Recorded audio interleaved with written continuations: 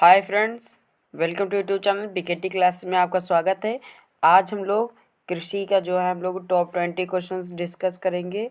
Top 20 questions जो बहुत ही important हैं, वेरी इंपॉर्टेंट क्वेश्चंस हैं और जिनके चांस सन 2024 बोर्ड पेपर में हैं आने के। केवल वही क्वेश्चन डिस्कस करेंगे जो कि बहुत इंपॉर्टेंट है और आपके पेपर में आएंगे ही, यहाँ से क्वेश्चन पक्का है।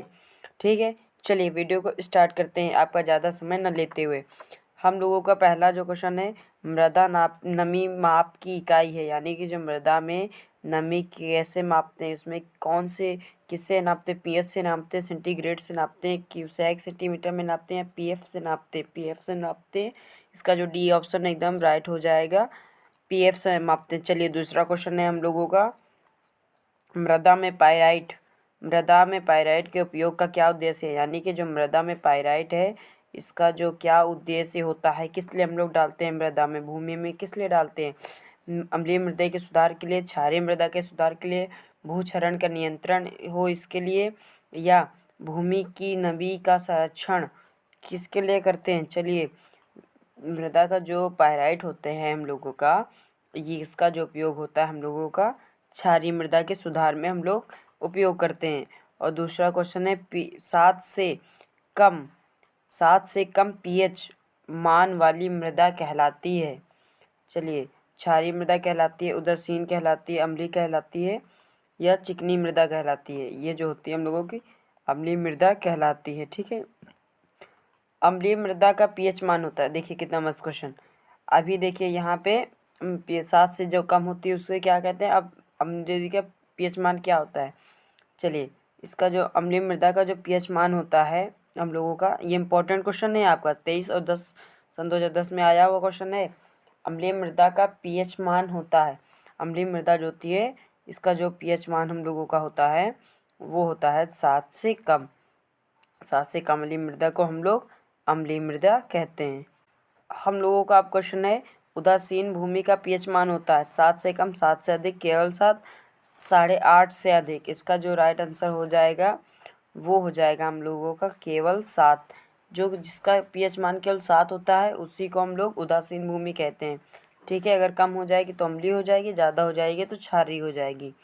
चलिए दूसरा क्वेश्चन है, 7 से अधिक पीएच मान वाली मृदा, अभी हमने बताया आपको, ये भी इम्पोर्टेंट है। देखिए आपके जो यहाँ मृदा के जो पीएच मान होता है 7 से कम, 7 से अधिक, उदासीन, ये जो आपके पीएच मान है क्वेश्चन में कृषि में, ये आपके बहुत महत्वपूर्ण होते हैं। इसलिए यहाँ से आपको क्वेश्चन 2 पक्का देखने को मिलेंगे इस बार सन 2024 बोर्ड में।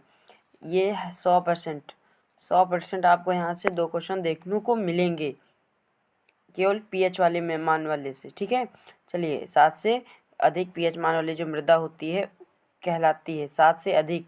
चलिए अब देखिए 7 से अधिक की बात चल रही है यहाँ पे, जो 7 से अधिक होती है हम लोगों की वो क्या होती है, अभी हमने आपको बताया है क्षारीय मृदा। क्षारीय मृदा आपको क्वेश्चन घुमा घुमा के पूछेगा, लेकिन यही जो पीएच मान से क्वेश्चन आपके पूछेगा ज़रूर। ठीक है, 7 से अधिक पीएच मान वाली मृदा होती है वो क्षारीय होती है। ठीक है, चलिए लवणीय मृदा में घुलनशील लवणों की मात्रा होती है। ठीक है, ये कितनी होती है, 0.5 से 1 होती है, या 0.0 से 0.2% होती है, 0.1% से 0.2% होती है, या 3% से 4% होती है। ये सन 2010 में आया हुआ क्वेश्चन है आपका, और ये इस बार काफ़ी महत्वपूर्ण क्वेश्चन है आपका, इम्पोर्टेंट क्वेश्चन है ये आपका। ठीक है, जो लवणीय मृदा होती है, ठीक है, उसमें जो घुलनशील लवण होते हैं उसकी मात्रा हम लोगों की 0.1 से 0.2% होती है। ठीक है, चलिए आगे क्वेश्चन की तरफ बढ़ते हैं। क्षारीय भूमि सुधार के लिए उपयोगी है, ये इंपॉर्टेंट क्वेश्चन है। आपके पीएच मान और सुधार भूमि अम्लीय के लिए कौन से सुधार के लिए क्या डालेंगे, उसके लिए क्या डालेंगे, ये भी आपका इम्पोर्टेंट है। क्षारीय भूमि के सुधार के लिए उपयोगी पोटेशियम क्लोराइड, चूना, जिप्सम, बोरान। जो हम लोग क्षारीय मृदा के लिए उपयोगी है वो जिप्सम हो जाएगा, डी सी ऑप्शन आपका राइट आंसर हो जाएगा।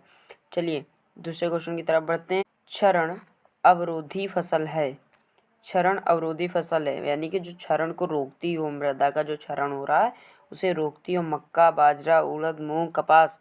इसका जो सी ऑप्शन हो जाए एकदम राइट आंसर होगा। ये भी आपका इंपॉर्टेंट क्वेश्चन है, ठीक है। जो क्षरण वाली फसल यानी कि ये जो मूंग वाली होती है फलीदार तो होती हैं और ये काफ़ी फैली हुई होती हैं। जैसे ये छोटा पौधा है, ये काफ़ी घना होता है, छोटा होता है और भूमि से लगा ही हुआ होता है, लगा होता है यानी कि छूते हैं उसकी पत्तियाँ, जिससे वो जो मृदा होती है क्षरण होते है बहती भी है तो वो इसी में आके रुक जाती है।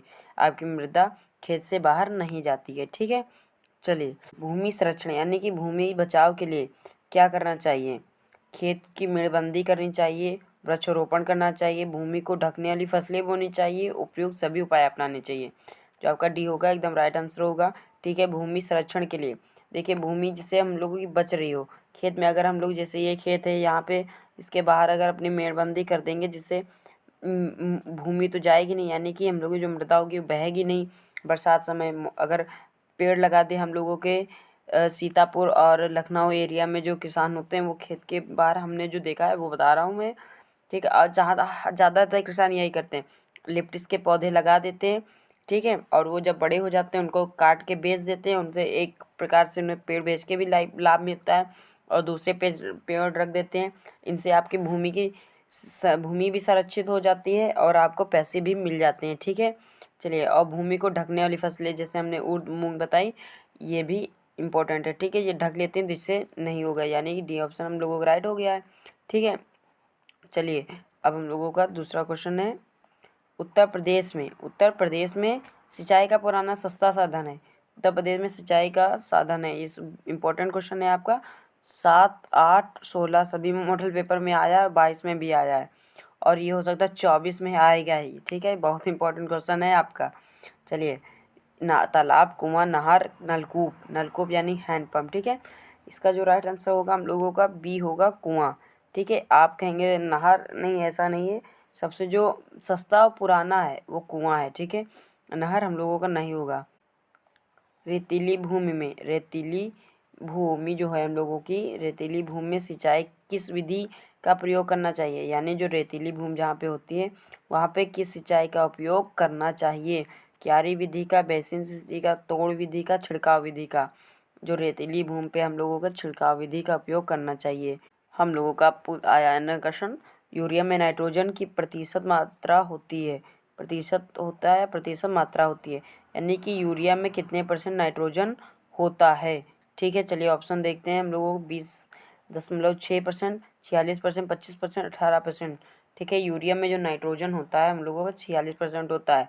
आप ये भूलिएगा नहीं, क्योंकि अभी मैं यहाँ पे आपके लिए इमेज लगा दिया हूँ, आप देख लीजिए, क्या आप पढ़ लीजिए थोड़ा सा, ठीक है।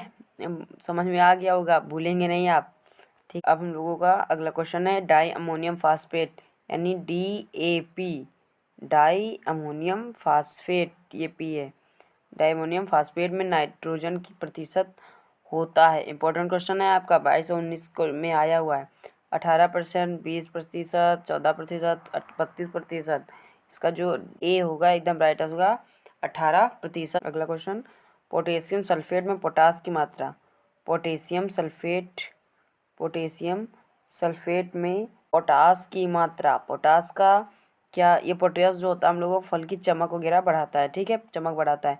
20%, 48 से 50%, या फिर आपका हो जाएगा 40%, 30%। इसका जो राइट आंसर हो जाएगा हम लोगों का वो हो जाएगा बी, एकदम राइट आंसर हो जाएगा 48 से 50%। चलिए अगले क्वेश्चन की तरफ बढ़ते हैं। हम लोगों का अगला क्वेश्चन है, फुट स्पेयर चलाया जाता है हाथ से, पैर से, मोटर से, ये सभी। आप तो समझे गए होंगे, फुट मतलब पैर, फुट मतलब पैर हो गया हम लोगों का, ठीक है, यानी कि ये पैर से ही चलाया जाएगा, ये बी एफ राइट हो जाएगा, बी हो जाएगा पैर से, ठीक है। ये मॉडल पेपर सन 2022 में आया हुआ। और अगला क्वेश्चन है हम लोगों का, बुरकाव का उपयोग करते हैं, यानी कि बुरकाव जो होता है इसका उपयोग द्वारा किया जाता है, किसके द्वारा किया जाता है, डस्टर से, स्पेयर से, बाल्टी से, थ्रेसर से। इसका जो उपयोग डस्टर से करते हैं हम लोग, ठीक है। चलिए अगला क्वेश्चन है, स्केटियर का प्रयोग किया जाता है बुआई में, चश्मा लगाने में, ये दो एकदम राइट हो गया, इसमें इसको काट देंगे, ठीक है। कटाई छटाई में जो स्केटियर होता है आपका बड़ी सी कैंची के हिसाब से होता है, ऐसा कुछ होता है जिससे टहनियाँ छोटी छोटी काटी जाती हैं, यानी कि ये इससे आपका कटाई छटाई होता है। मैंने यहाँ पे देखिए अब लगा दिया हूँ, आप देख लीजिए इसी प्रकार का होता है। ठीक है, कैंचा बड़ा। हम लोगों का अगला क्वेश्चन है, निम्न में से कौन सा यंत्र कड़ी शाखाओं की कटाई छटाई हेतु उपयोग होता है? हेज सीयर, खुरपी, बडिंग नाइफ, ग्राफ्टिंग नाइफ। ठीक है, इसका जो एकदम राइट आंसर हो जाएगा हम लोगों का, वो हो जाएगा हेज सीयर। ठीक है, अगला क्वेश्चन हम लोगों का, हेज सीयर का उपयोग करते हैं, यानी कि जो हेज सीयर होता है इसका उपयोग करते हैं। अभी हमने आपको बताया यहाँ पे जो हम कटाई छटाई के हेतु किसका उपयोग है? हेड सीयर, यानी कि जो हेड सीयर का उपयोग है हम लोगों का बाढ़ की कटाई छटाई के लिए प्रयोग होता है। ठीक है, बडिंग तथा ग्राफ्टिंग नाइफ का प्रयोग किया जाता है।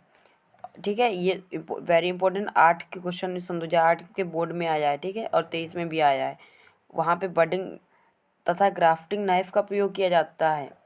ठीक है, और अथवा करके दूसरा है, और 22-23 में क्वेश्चन इस प्रकार से है, बडिंग नाइफ का प्रयोग किया जाता है।